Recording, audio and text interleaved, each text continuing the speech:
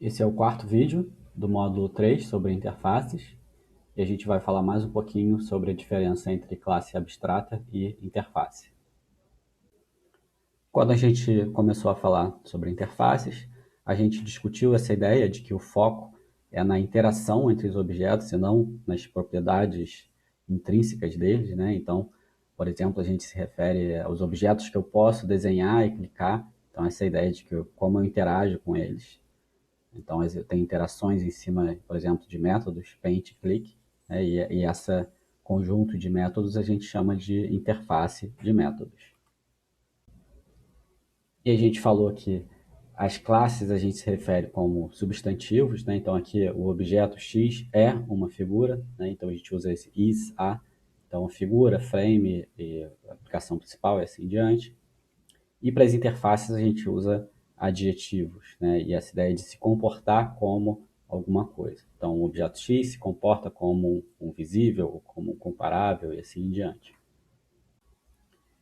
E essas duas formas são válidas na hora que a gente vai modelar as nossas entidades nos programas. Então, isso gera uma certa dúvida de quando a gente deve usar uma classe abstrata como base para as nossas classes e quando a gente deve usar uma interface para isso.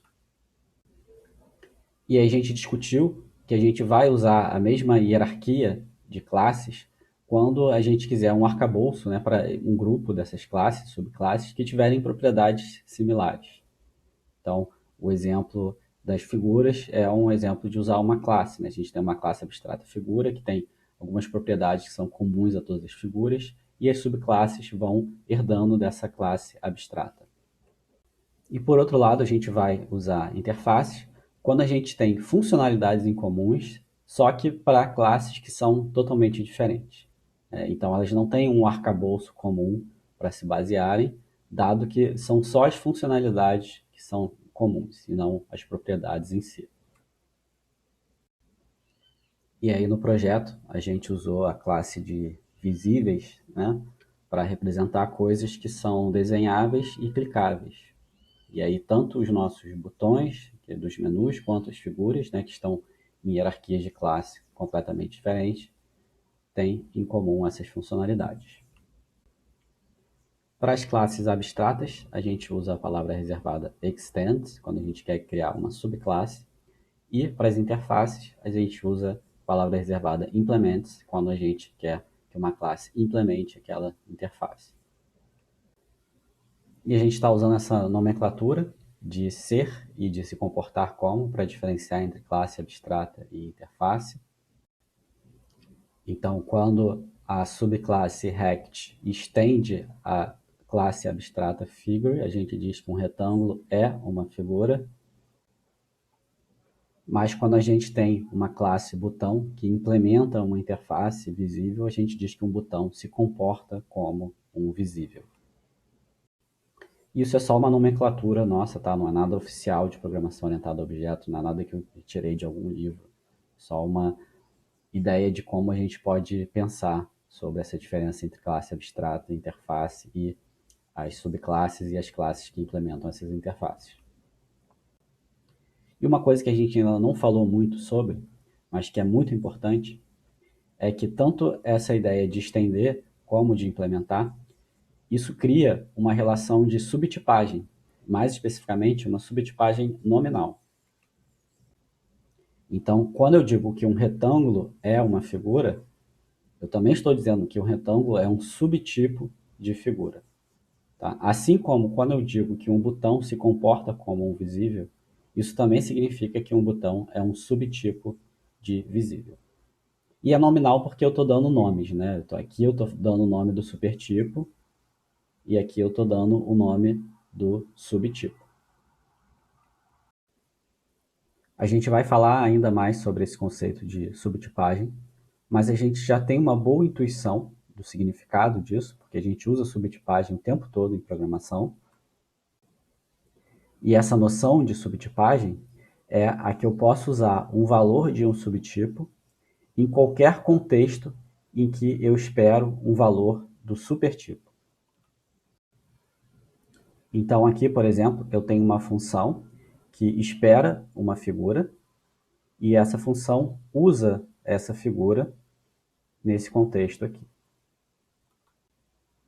Então, por essa relação, né, por essa noção de subtipagem, nesse contexto aqui, eu posso usar um valor de um subtipo de figura. Então, por exemplo, eu posso passar para essa função f um retângulo, porque um retângulo é um subtipo de figura.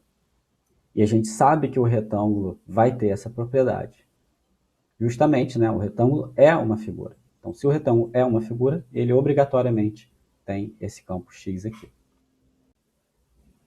Da mesma maneira, aqui eu tenho uma função g que recebe um invisible, e nesse contexto aqui eu uso esse objeto invisible. Então, por essa noção de subtipagem, eu posso passar aqui para essa função g um subtipo de invisible, por exemplo, um botão. E a gente sabe que isso não vai trazer nenhum problema, porque um botão ele se comporta como um objeto visível. Ele é um subtipo de visível. Então a gente sabe que um botão vai ter esse método aqui. Falar mais um pouco aqui sobre alguns fatos de classes abstratas. A gente sabe que elas não podem ser instanciadas, né, porque tem métodos abstratos que só vão ser implementados nas subclasses. Classe abstrata ela permite a implementação padrão de métodos e propriedades. Então, as subclasses que herdarem vão herdar essas implementações. É aquela ideia, né, de um arcabouço. As classes abstratas, elas vão, e as classes, né, em geral, elas vão definir uma hierarquia em árvore, no caso de Java. Né? Java não permite herança múltipla. Então, eu vou poder ter uma superclasse que vai ter subclasses, e essas subclasses, por sua vez, vão poder ter subclasses. Isso forma uma hierarquia em árvore. Né? Eu não vou poder ter aqui um caso desse tipo aqui. Ou seja, uma subclasse que estende de duas superclasses. Isso eu não consigo ter em Java. Isso não é mais uma hierarquia em árvore. Nas classes abstratas eu também tenho acesso às propriedades dentro da hierarquia, né? Então, se eu tenho aqui uma superclasse, aqui alguma hierarquia, essa subclasse aqui pode acessar um campo que tenha sido definido numa superclasse, dependendo dos modificadores de acesso. Bom, e as interfaces, elas não podem ser instanciadas, né? Assim como as classes abstratas. Todos os métodos são abstratos, então as classes que implementam a interface que têm que dar essas implementações para serem instanciadas. Todos os métodos são públicos, né, e abstratos, como eu acabei de falar.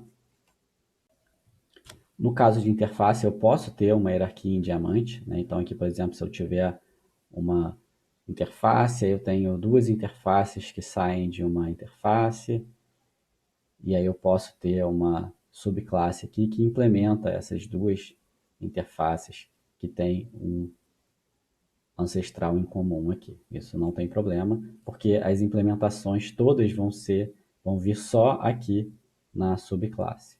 Então não vou ter nenhum problema de conflito aqui de implementações.